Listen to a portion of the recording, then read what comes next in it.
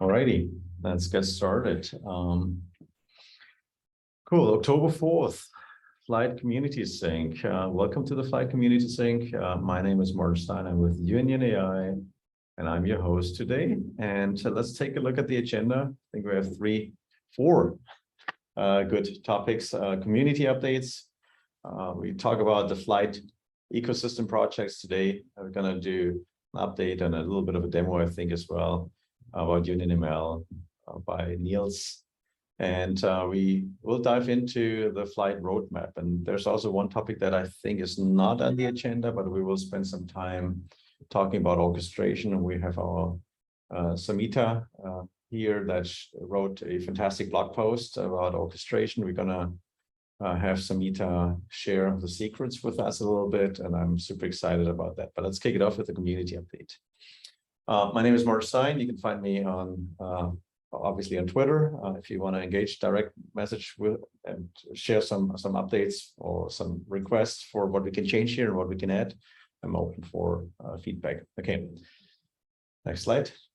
Community of contributors. Today we have Zaf, REF, of course, Eduardo and Aileen. We're going to focus on REF and Eduardo. Let's talk about their contribution first, because I think that's a fantastic contribution that we should shed a little bit light on. Eduardo, are you online? Are you available today? Yeah, I'm around. Awesome. Can you tell us a little bit about adding the Flyte kit plugin to DBT? And it's okay if kids in the background. It's actually pretty cool. So tell us. Yeah, it's so Arif from GoJack, submitted this PR some time ago, and we worked together to get an initial integration with DBT. Like, it doesn't do like DBT Cloud, for example. This is a great like extension point, but you can actually use. We tested with like a bunch of the adapters that DBT comes with, like PostgreSQL, SQLite, and yeah. I hope people in the community can now leverage this great tool as well in the Flyte ecosystem. Pretty awesome. Super excited to have it out now. Awesome. And I'm sure you're looking for some feedback as well from people leveraging it. I feel like they can find you typically in the usual spots, which is our Slack channel. Any other areas where you would like to be engaged with? Yeah, no, I would say that probably in the next OSS sync, we're gonna have a demo of like using one of the adapters to actually, teach people how to use the plugin if they cannot figure it out by themselves. So yeah, reach us, on the OSS Slack, ping me directly, or go in the public forum, or wait for the demo, the article on like this, how to use this. Fantastic. And I think Kathan, you had a view about that too, if you want to share it. Yeah, the DBT community actually had reached out to us some time ago about such an integration, and this is great. I will definitely reach out to some of the folks from the DBT team and see if we can talk about this much more openly. Awesome, fantastic. Okay, cool. Let's take a look at Eileen's updates. Eileen was actually adding a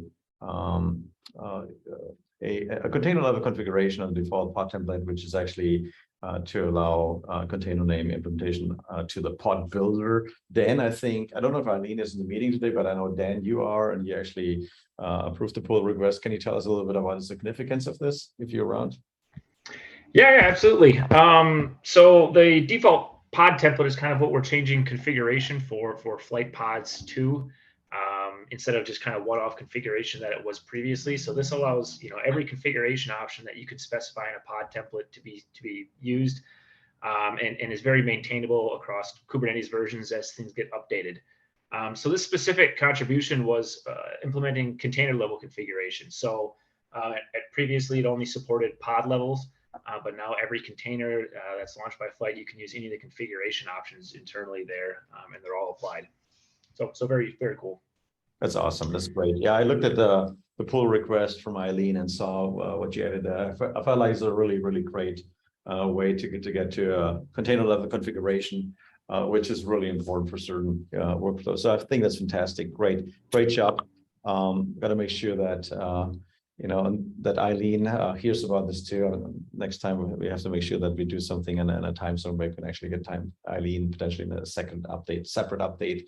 We can talk to her a little bit. Okay, cool. Let's move on. Let's talk about the big events for this month. So there's KubeCon, Cloud Native Con in Detroit, October 26th to 28th, and the virtual booth starts a little bit early on the 24th already. So here's the big part.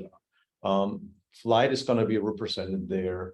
Union has booked a startup booth, and the startup booth number is, as you obviously startup, 91. So if you're there, swing by. The folks from Union, from the Flyte team there, you can chat with them and engage with them. I think they would be super excited seeing you. Also, I want to mention that we have 20% discount on the passes for KubeCon. So if anybody wants to go there from the community and needs a 20% discount, reach out to us, contact Sandra on the Slack channel, on the Flyte Slack channel, and make sure she's aware of this. We can help you with the 20% discount. That's one thing.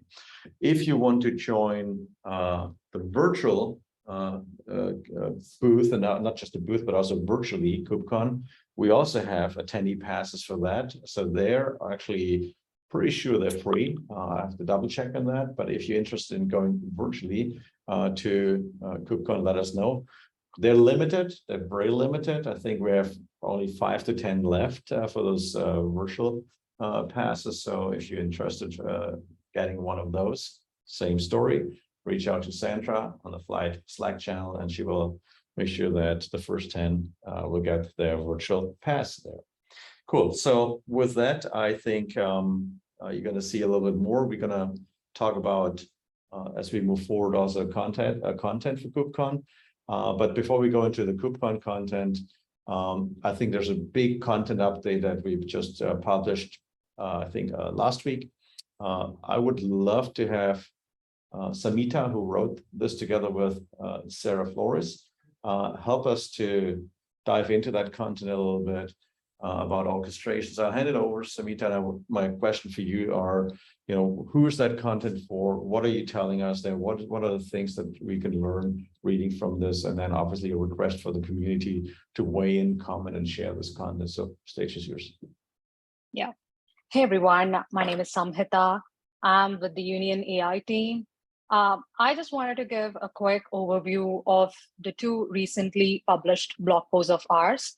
So the first one is Orchestration for Data, ML, and Infrastructure. This blog post is a deep dive into 3 categories of orchestration, namely data, ML, and infrastructure. And we have also included a couple of tools that you could use to implement the orchestration strategy. And in the end, we have included a section to help you choose the right orchestrator for your use case. So we recommend you to think about and answer questions like, how scalable should your pipelines be? Can you tolerate sporadic scalability? Do you need infrastructure automation? Do you need custom environments? How skilled is your team, and what's your preferred? Would using an ML orchestrator be overkill? I couple these questions with some discussion around them. So I recommend you to check out this blog post in case you're interested, and let us know what you think of it. Next slide, please.